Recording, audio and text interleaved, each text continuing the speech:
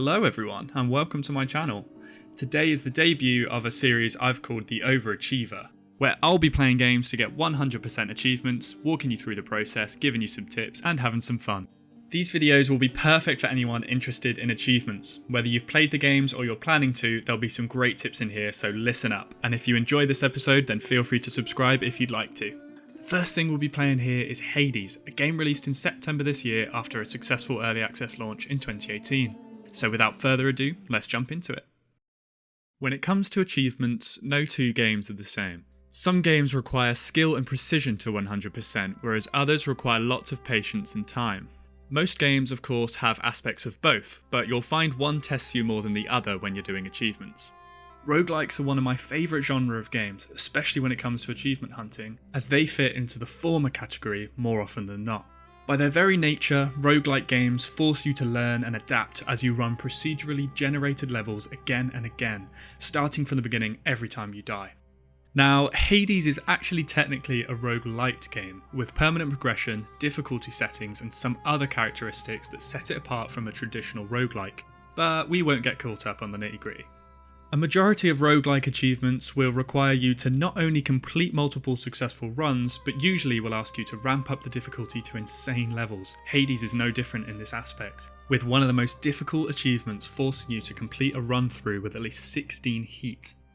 Heat is a level of self-imposed difficulty, each point making the run through harder in ways that the player can decide. From giving enemies more health and damage to setting you strict time restrictions to complete each region before bringing you down to 1 HP.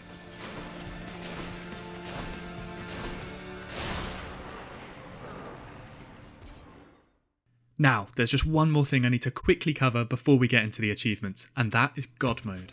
God Mode is a gameplay setting that you can switch on or off at any point.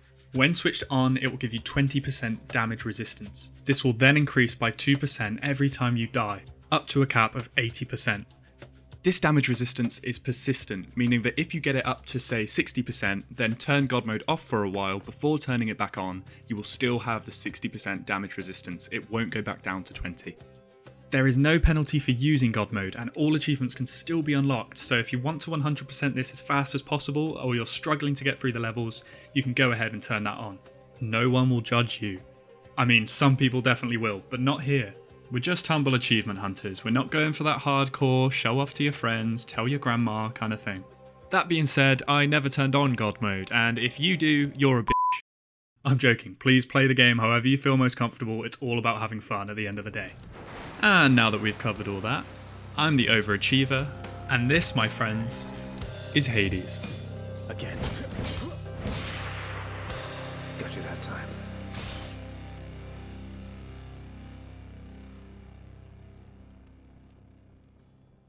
So, I've split the achievements into three main categories: House, Dungeon, and Prophecy.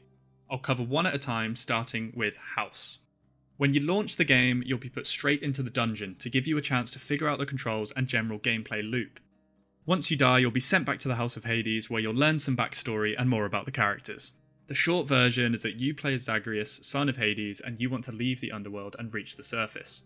There's a couple of easy house achievements that you can get straight away, so let's tick those off first. Three-Headed Boy requires you to pet Cerberus 10 times. Now, let's be realistic, we didn't really need an achievement here because petting Cerberus is a reward in itself. But just so you know, you only have to do it 10 times and not 500 times like some people do. Obviously not me, I am too busy for that. I have other things to do, too much on my plate. I don't even like dogs, so I would never do that. I would never do that. Anyway, how do less than 30% of players have this achievement? I'll cut the crap, I love Cerberus, and yes, I have pet him a lot, but what's not to like? He's like Clifford, Fluffy, and a collie, all smushed into one. Right, a side note here is that, at least in my case, a lot of achievements didn't pop until I left the room, so if it hasn't, then go ahead and walk into Zagreus' room. Next up is Skelly Slayer, which means you'll have to kill Skelly 15 times. And this one seems kind of unfair, because what has he done? Why does he deserve to die like this? Just dying in the same way, again and again and again, it must be horrible. Seriously though, he actually enjoys it. Almost too much. It's kind of weird. Anyway, practice some combos and mess about, and this thing should pop in no time. Again, leave the room if it doesn't. Now, the rest of the house achievements unfortunately aren't quite as quick and easy, so let's go through them in order of rarity. For Arms Collector, you need to unlock all the Infernal Arms. Doing this will cost you 24 keys. I would recommend unlocking these as soon as you can by saving up your keys whilst in the dungeon. This will help as you need to have unlocked all weapons to start upgrading their aspects. You'll also get rewards for the first time you beat a boss with a new weapon. The more difficult older brother of this achievement is the Infernal Arms. Unlocking all weapon aspects will cost you 45 Titan Blood. First, you'll have to unlock all weapons to gain access to their aspects, then you'll have to unlock each weapon's hidden aspect. Each one is slightly different, and I'm going to run through them all really quickly. For Arthur, do this one first because you need it to unlock all the others, I don't know why. Unlock the fated list of minor prophecies, 20 gemstones from the house contractor. Reach the final boss, you don't actually have to kill him, hooray. Unlock 5 total weapon aspects between any weapons. Talk to Achilles and he'll eventually tell you the secret code for this aspect. Stygius, do the spear. Spend 5 Titan Blood on any Stygian blade aspects. Talk to Nyx and eventually she'll slap you in the face with the secret for the next hidden aspect. Aegis, do the spear. Spend 5 Titan Blood on any shield aspects. Talk to Chaos until he whispers you the secret for this aspect. Coronact, do the spear, spend 5 blood on bow aspects, talk to Artemis. I bet you're noticing a pattern here, huh? Next, Malphon, do the spear, spend 5 blood, talk to Astrius. And finally, Exegryph, do spear, spend blood, talk Zeus. Time. Whew, that was fast. Yeah, so this one is a little bit long, but you can always trade spare ambrosia and diamonds for Titan Blood if you're struggling. Moving swiftly on. Back to work. This achievement is easy as pie but can take a while to meet the conditions for. You have to trigger a flashback sequence in the story where Zagreus goes back to his old job in the admin chamber. This will trigger after a certain amount of escape attempts. In my case, I'd already completed the main story before this came up about 25 runs in. My advice for this is to watch out whenever you go into Zagreus' room. If there's a prompt to go to bed or rest, then do so. Once you finish this flashback, you'll be able to purchase the administrative privilege from the house contractor. It's a bit pricey, but worth it for the achievement. Plus, it allows you to check your stats of previous runs, which feels a little bit like going through your old Facebook post from 5 years ago. Makes you cringe a little bit. Like, how did I even die in Tartarus that many times? Ugh. Gross. Yeah, delete it. You ever get the urge to sing? Well, neither does Orpheus, and we have to change that for this achievement. Compelling him to sing again is as simple as... what? Yes, I said him. Yes, it is a dude, and that shocked me too. Anyway, he can be whatever he wants to be. Where was I? Right. You can free Orpheus by purchasing the court musician's sentence from the house contractor, which costs 1 diamond. After that, I've heard different things working for different people on this achievement. Some say they just gave him 5 nectar. In my case, I had to talk to him and Eurydice, his muse, a certain amount of times to trigger his singing. So, to be safe, talk to and gift any spare nectar to Orpheus and Eurydice, and this should pop for you soon enough. Bloodbound, max any weapon aspect. Choose your favourite weapon, select it, and then select it again to open the upgrade page. Then upgrade one of the aspects to full. The cheapest way to do this is to upgrade the first aspect of any weapon, which costs 1 Titan Blood per level. The max level is 5, so you do the math. It's 5 Titan Blood. If you want to be super efficient here, you'll need to fully upgrade the Stygian Blades aspect of Zagreus later anyway, so maybe do that one, but it's up to you. Day or Night Trader. Trade 20 times with a wretched broker. No rush here, if you're like me, you'll probably end up emptying your pockets for this guy a lot in later runs. As you'd expect in the late game, once you've purchased most items from the house contractor, you'll end up with an abundance of gemstones, especially with the Vanquisher's Keep contract. You can then trade gemstones for keys, which you can trade for nectar. You may also want to trade spare diamonds or ambrosia to get extra Titan Blood, or vice versa. So, needless to say, you're likely going to be buying from this guy a lot. I guess that explains why he's Employee of the Month. Congratulations, wretched broker. Grown close. That's right, it's time for some loving. Grab your favourite god, look them in the eyes, and tell them how much they truly mean to you. Or just give them some nectar. Lots of nectar. For this achievement, you just need to give someone enough nectar to get to a point in the relationship where you'll be asked to do them a favour and/or give them some ambrosia. Seems a little one-sided to me, but goddamn if Charon isn't worth it. As you continue earning their favour, you'll eventually forge a bond with them. You can track your progress here in the Codex. Home Makeover is easy enough, but isn't worth actively going for until later on. You'll be using the house contractor to unlock things throughout the game anyway, but in order to complete this achievement you will need to buy some vanity items that aren't really worth getting until you've done most of the other achievements. I recommend using any spare gemstones to unlock keys and nectar like I spoke about earlier, until you don't need those anymore. Then you're safe to pimp out the hall and buy everything you want. Pillow for Cerberus being the obvious first purchase. Rare Collectible requires you to equip a Chthonic Companion. To unlock these you have to give 5 or 6 nectar to one of these people. Once you've done that, you'll notice the locked heart in the codex. From here you'll have to earn their favour by assisting them in whatever way they need. I did Skelly first. His request was that I kill him permanently with the fully upgraded Stygian Blade. After hours of building up the courage and strength to kill my friend, I did it to find out that it was just a prank and he spawned back in anyway. After this classic tomfoolery between mates, I gave him some ambrosia and that was that, companion unlocked. Complete Set is another Chthonic Companion achievement and is actually the rarest in the game, with only 4.2% of people having unlocked it at the time of recording. And for good reason, it's the last achievement I unlocked, it's tricky and pretty long to do, but here's how it's done. You'll have to earn all 6 Chthonic Companions.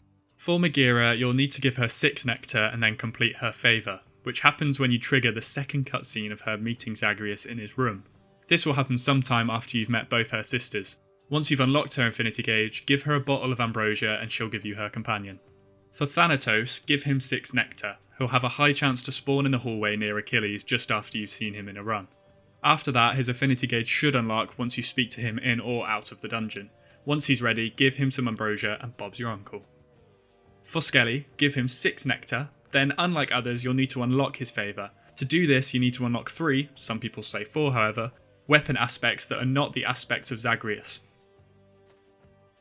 Once you've done this, you should unlock the Eternal Rest prophecy after talking to him some more. Then to complete the prophecy, just kill Skelly with the level 5 aspect of Zagreus Stygian Blade like I mentioned earlier. Afterwards you should be able to trade him some ambrosia for his companion. With Sisyphus, give him 6 nectar, and then for his favour you'll have to set him free. To do this you need to talk to Baldy at least once. Yes, that's right, you can talk to Baldy, and yeah, he rocks. Sorry. Next, talk to Megaera and Hades to advance the story here. Eventually, you'll be able to talk to Nyx and she'll tell you where the contract binding Sisyphus is. Then you just need to find and purchase the contract to void his eternal punishment. You'll have to unlock access to the admin chamber from earlier for this favour, so make sure you've done that. For Juicer, give her 6 nectar and then trigger her prophecy, a place of revelry, by talking to her enough. Complete the prophecy by buying at least 12 lounge upgrades, including at least 1 rug and the order to clean up the mess that Cerberus made. Bad dog. Once you've done this, give her an ambrosia in exchange for her companion. And hardest of all is Achilles. Give him 6 nectar, then talk to him and Patroclus enough to trigger Patroclus giving you a message. The message to risk it all. Tell this to Achilles and then keep talking to him until he asks you to alter the pact separating him from Patroclus, which you can do by talking to Nyx, again requiring admin chamber access, and purchasing the contract. It should be noted that to do this you need to have completed the contract binding either Sisyphus or Orpheus first. Now that we're done with that absolute grind, let's move on. Something from Everyone takes place in both the dungeon and the house. You'll need to give each possible character, the ones shown here, a nectar bottle so that they give you their keepsake in return. The most difficult keepsake to get is Hades. First, give him a nectar, then you'll have to complete the game and get Persephone home to unlock the old man's affinity gauge and give him another nectar as a trade for his keepsake. Once you've unlocked them all, the achievement should unlock. While on the topic of keepsakes, let's talk about Friends Forever quickly. This one, like the last, could probably be considered a dungeon achievement, but we'll go with it. This one's easy, but will take you a while to unlock. In order to be most efficient, go through the keepsakes one by one, leveling them to max before switching to the next one as soon as you can. It takes 25 encounters to get one to level 2 and 50 more to get them to level 3. So 75 encounters per keepsake and there's 25 keepsakes. That's 1,875 encounters total, plus more because you'll likely end up using a keepsake for a while extra once it's maxed out while you wait to change it.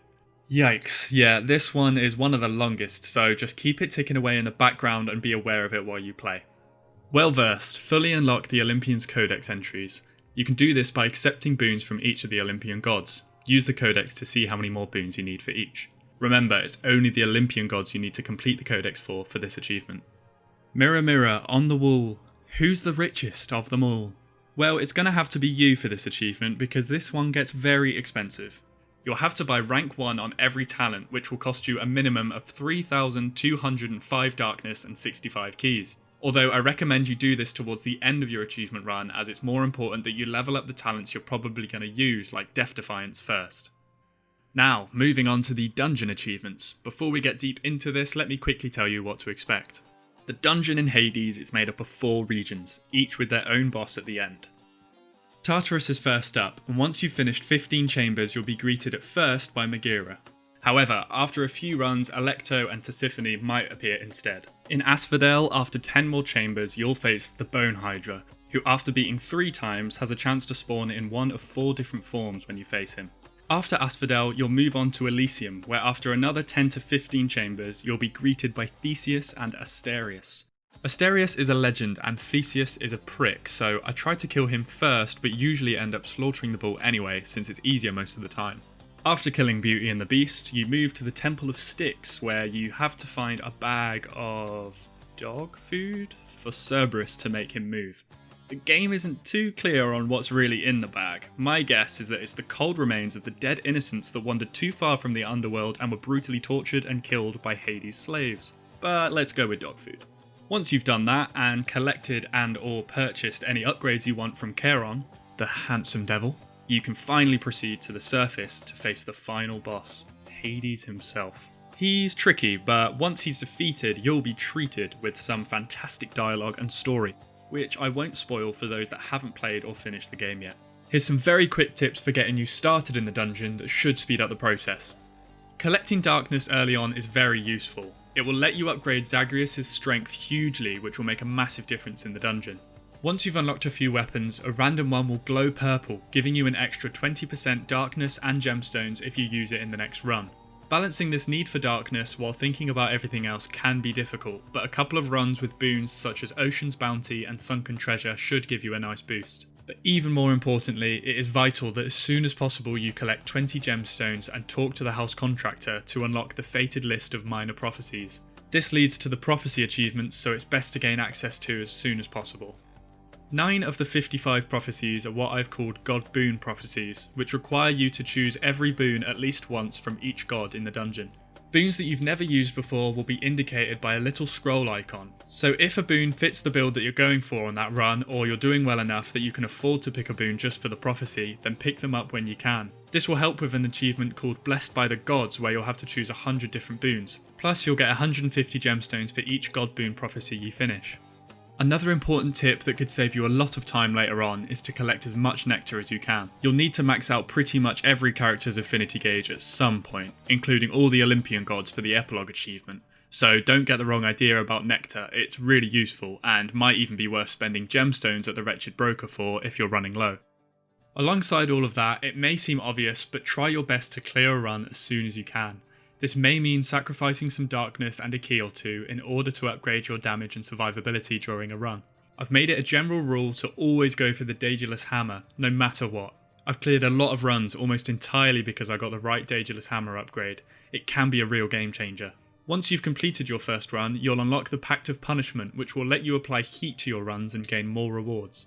Not only that, but once you've finished a run, you'll have unlocked the escape achievements as well. The escape achievements are the easiest in the dungeon, the others aren't quite as simple, so I'll walk you through the rest. Friends in High Places. On your 4th or 5th escape attempt, you should find a god with a cool boon available. Take the boon and wait until your god gauge fills to the top to use a greater cool. This can be completed alongside bad cool if you're a bit lucky. For this achievement, you'll need the stars to align a little. Wait for a trial of the gods, a room with 2 god symbols and a skull marker, and if you have the cool of one of the gods in the trial, make sure to anger them by picking the other god first. Then build up your god gauge. Do this by either dealing or taking damage, but be careful not to kill all the mobs or the trial will end. Some boons like Clouded Judgment or Proud Bearing will help you build the gauge faster, or if you're like me here and you're lucky enough to be in an Elysium chamber at the time, you can wait until the lingering souls regenerate before killing them again to build the god gauge. Once full, use the Greater Cool to use their own godly powers against them. This should give you the achievement. Death Dealer. Shouldn't be too difficult if you bump into Thanatos on a good run. You'll have to beat him by 15 kills or more, but if you're lucky and you're in a squishy mob room, this shouldn't be too hard. Aim for the mobs that he's infected with his purple death move, as well as the ones in his Circle of Doom in order to kill them before he does. Blessed by the gods, as I mentioned before, just collect 100 different boons. This one shouldn't be a problem, just take your time with it. Well stacked is how I would describe Aphrodite. Well stocked, on the other hand, is another pretty simple achievement. You'll need to buy 9 Well of Charon items in one escape. This should be possible just by entering a few coin chambers and buying the stuff from the wells between regions. While we're on the topic of coin, however, a general tip for progressing in your later runs is to equip the Chthonic Coin Purse keepsake and the Golden Touch talent before starting a run. Then enter a few coin chambers early on. This should set you up nicely, as you'll then get interest on the gold every time you beat a region. The income will be pretty big by the time you reach the Temple of Styx, at which point you can splash your cash at Charon's Snack Shack and potentially even bag yourself a Titan Blood or Diamond, depending on what's on sale. Ah, fishing. So many pleasant memories. You know that relatable moment when you go fishing with your dad and he's all excited to catch this fish that he's seen, and you have a little chat about it, but then you remember you're contractually obligated to kill him on sight. I know, me too. A big moment in any young man's life. This achievement takes a bit of luck and patience. Just keep an eye out in each region for fishies. For a chamber to have a fishing point, a few conditions have to be met. The chamber has to have some water or magma in it, just like real life, and it has to be a set number of chambers since your last fish spawned, as shown here. Tools of the Architect. Choose 50 different Daedalus enchantments.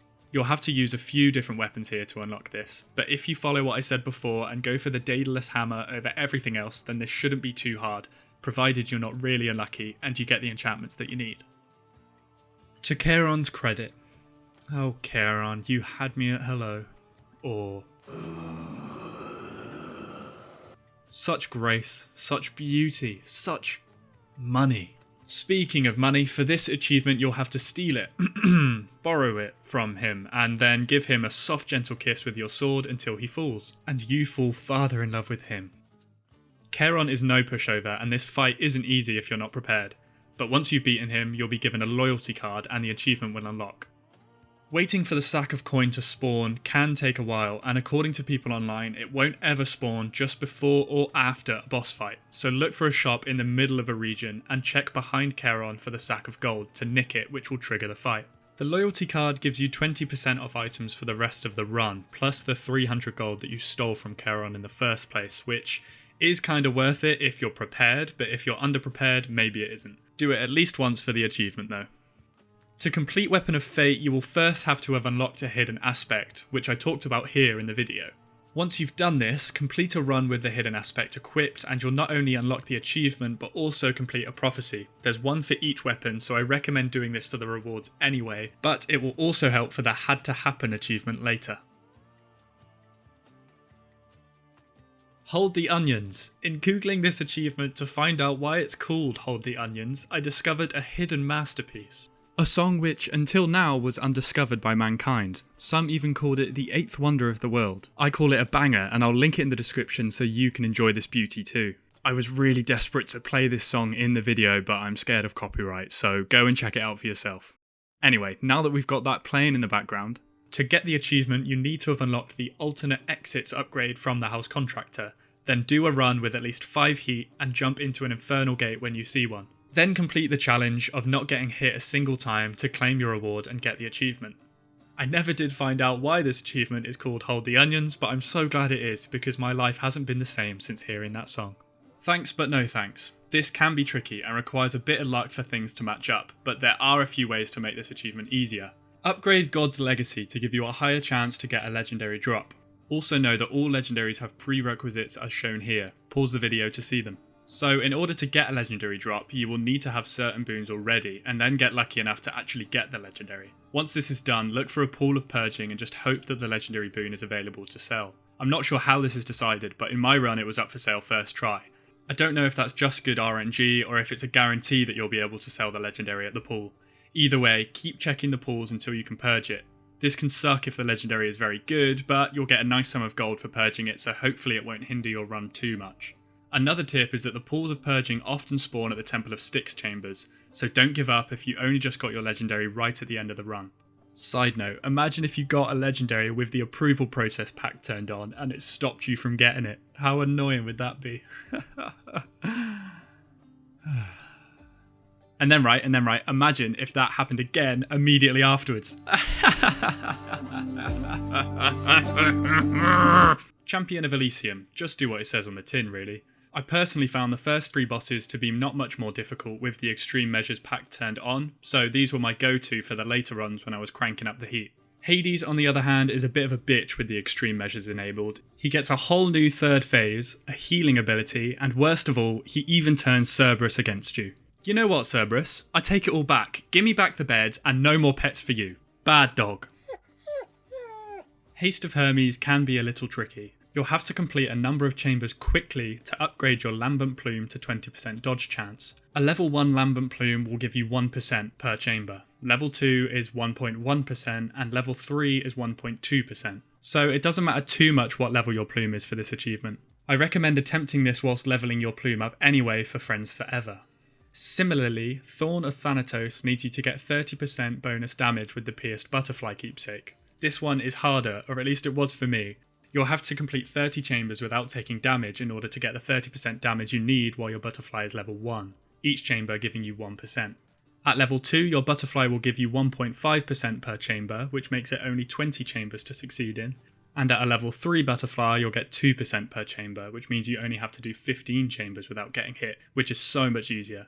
So you may want to fully upgrade your PS Butterfly before attempting this one, unless you're an absolute beast like I am not. The useless Trinket and Skelly's last Lamentations are next, which make you complete a run with 8 and 16 heat respectively. Although I suppose you could do these both at once by just completing a run on 16, which would probably work, but that's a huge speedrun strat and no one has ever even tried it, so. You may find that you build your way up to this heat anyway if you have a favourite weapon that you play with every time, in which case these achievements are no stress, just practice before trying these, and maybe wait until near the end of your achievement run as 16 heat isn't exactly a walk in the park. Again, unless you're a beast like I am not. A quick recommendation though, as I said before, the first 3 extreme measure packs aren't too bad, and I always went with at least one level on tight deadline. It sounds daunting, but 9 minutes is plenty of time to complete each region, since it pauses when you engage in dialogue, choose your boons, go fishing, and so on. Plus it adds 9 minutes to whatever time you have left after each region. And that's it, you've officially completed all the dungeon achievements, congratulations. Now on to the prophecy achievements, a lot of which do still take place in the dungeon, so yeah, sorry about that. Let's do it. There are 55 prophecies in the game. 10 of them are achievements in themselves, the 11th being had to happen, which once completing these essential 10 prophecies, plus whichever god boon, chthonic companion and other favour prophecies you've already completed, should give you the 15 required for that achievement comfortably. Completing the achievement Chthonic Colleagues requires you to fulfill the Chthonic Colleagues prophecy. All you have to do is meet all the rulers of the underworld: Hades, Nyx, Charon, Hypnos, Megaera, Thanatos, Alecto, Tisiphone and Chaos.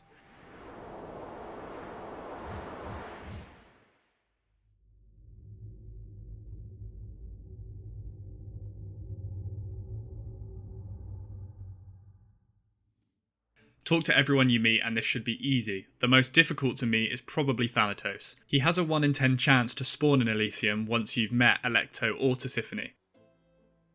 Once you've completed a run, unlocked the Pact of Punishment, and leveled up your weapons, it should be easy enough to complete a run with each weapon for the Master of Arms achievement. I personally used whichever weapon was glowing purple at the time and went with it. Eventually I had a successful run on each and this achievement wasn't too much trouble.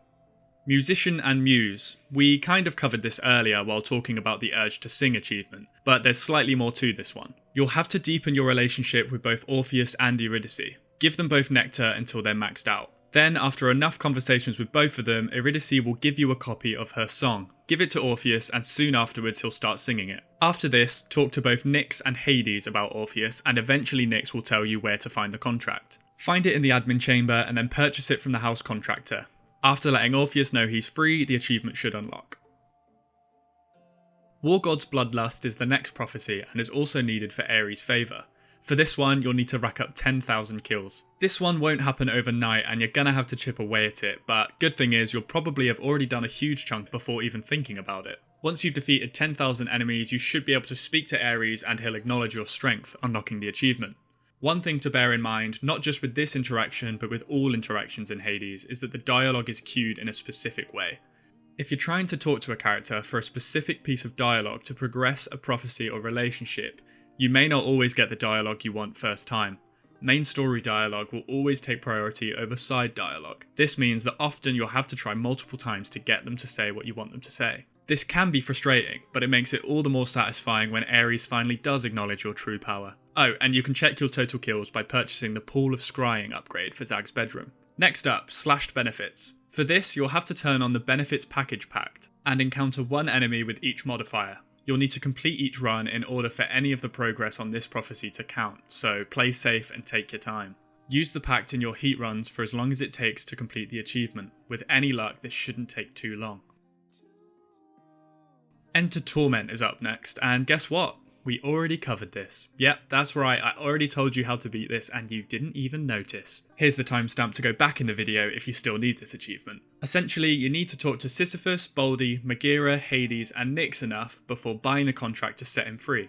See? If you're not laughing, you're learning on this channel. Night and Darkness. This is another dialogue-based prophecy and can be a bit of a pain. Basically, you need to give both Nyx and Chaos 6 nectar, then talk to them until they mention that they want to see each other again. This can happen quite a while into their dialogue path, so be patient. Nyx will eventually tell you that she needs you to restore the eldest sigil so that she can communicate with him. This will cost 3,142 darkness, which, yeah, is quite a lot. A fast way to save up darkness is to use whichever weapon is purple and jump into a run on a lower heat than you've already completed. This way you'll get darkness instead of the normal rewards you get for each boss you beat. If you want to do this extra fast, you can also equip the Fated Persuasion ability and the Conch Shell in order to give yourself a solid shot at getting the Ocean's Bounty boon towards the start of your run. Either way, once you've purchased the Sigil's Restoration, they'll be together again and the achievement should pop up. Dark Reflections is easy enough. You need to finish a run with each Mirror of Night ability at least once.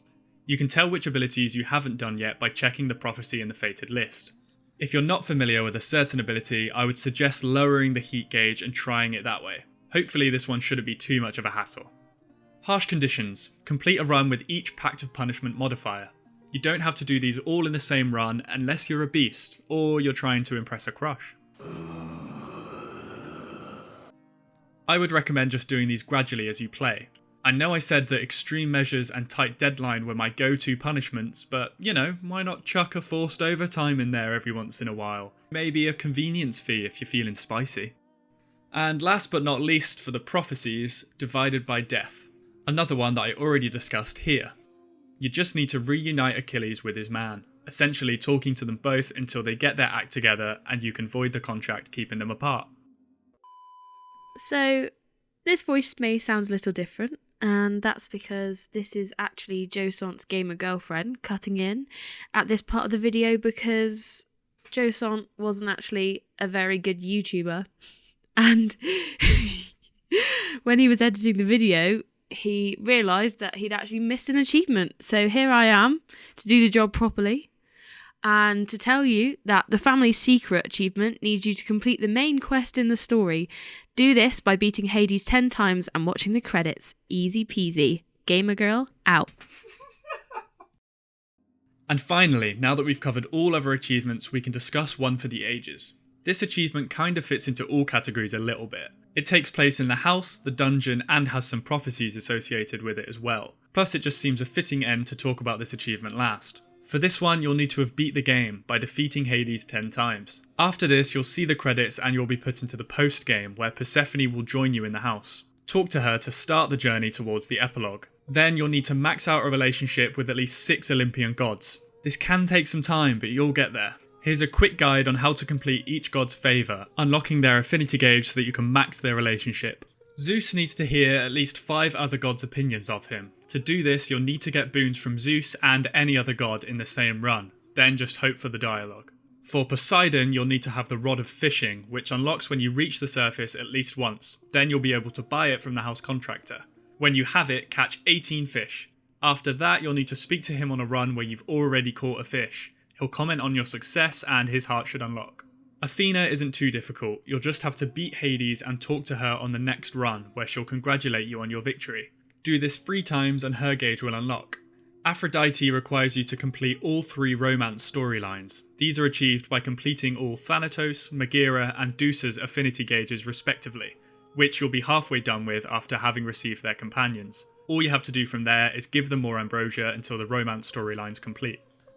Artemis you just have to speak to enough times for her to open up to you about her hunting partner Callisto. The dialogue isn't guaranteed to progress each time, so again you'll have to be a little patient, she's very shy. Ares you'll already have unlocked by completing his War God's Bloodlust prophecy, killing 10,000 mobs. Dionysus needs you to have gifted ambrosia to at least 6 different characters, with at least 10 ambrosia gifted in total. And Hermes you'll just have to talk to with a level 3 lambent plume keepsake. Demeter's affinity gauge will only unlock once you've completed the epilogue, so we'll leave her for now. Now, as well as maxing at least 6 gods' affinity gauges, you'll also need to learn about Persephone's backstory from both Demeter and Zeus by talking to them during your runs. Finally, you'll just have to do 10 runs. You don't have to beat Hades every time, just attempt at least 10 runs since you first spoke to Persephone. After all this, Persephone should start the epilogue quest, and from here you just have to hand out party invites to all the Olympian gods. Again, you can see your progress here by checking the fated list. Once everyone's been invited, talk to Persephone and the epilogue should begin. And with that, you have completed all the achievements for Hades. Well done. I hope this guide helped. I'm going to go off script a bit here just to say thank you for watching. I had the absolute best time making this video. It's the first video I've made on Premiere Pro. It's the first proper video I've really put some time into, so it was a massive learning experience, and it's still a little bit rough around the edges, but I've learned so much from this and I can't wait to work on the next one. I might make some adjustments to this series. I think it suffered a little bit from an identity crisis. I don't really know what I wanted it to be until sort of halfway through. But I had such a good time making it, from everything, making the script, doing the editing itself. So if you got anything from this and you enjoyed the video, please do like and subscribe if you want to. It's up to you, I'm not your dad. But yeah, thank you so much for watching and take care. See ya.